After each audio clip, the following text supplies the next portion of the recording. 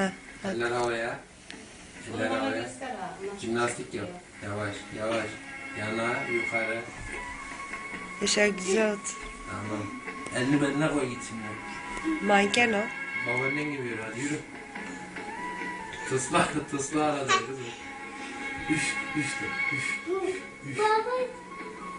Baba bozuldu ya. Jimnastik mi yapıyorsun? Manken ol. Kıyafetini çok beğendim, çok beğendim, çok beğendim.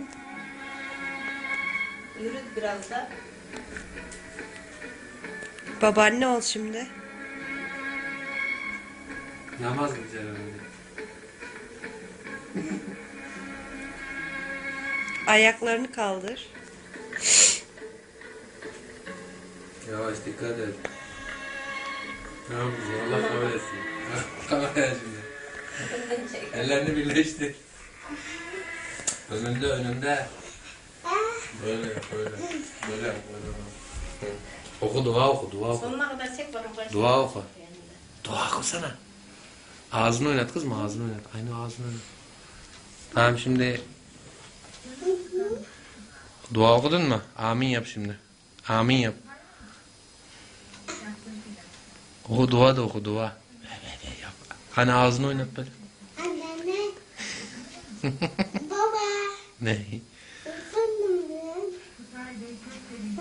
Kaldır abi bacağını havaya kalırsın. Gel hadi babana gel. Sonra geri git. Önüne bakıyor musun hiç? Şimdi geri git hadi. Geri vites yürü. Aferin. Tam fazla gitme arkanda yastık var. Tamam. Gitme hop. yastık var. Dur orada. Yastık var düşersin. Eğil al o yastığı. Eğil al. Kalk. Kalk. 1, 2, 1, 2, 3. Kalk. Kalk.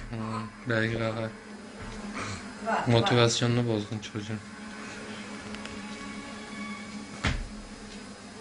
Oo kızıma kendi kendine de kalkarmış. Zıplaya gel hadi. Zıplaya Hadi gel. zıpla. Ayaklarını kapat. Bu tarafa geç bu tarafa. Bu tarafa geç. Gel benden tarafa gel. Orada ayakların kayıyor. Ağzını da kapat. Götünü de salla.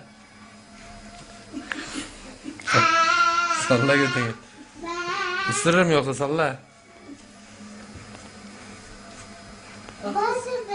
Çizgiyi takip et. Çizgiden yürü aferin. Önüne bak yürürken önüne. Ona tekme at. Bir tane daha at. 1, 2, 3. Hadi 1. Dişe kendi elini sıkıyor.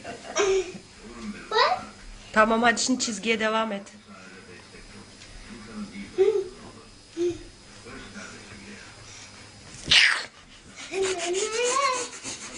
Anne. Baba. Hadi bye de Ceren. Baba. Bye. Öpücük at. Öpücük. Baba. Öpücük. Baba. Korktun mu?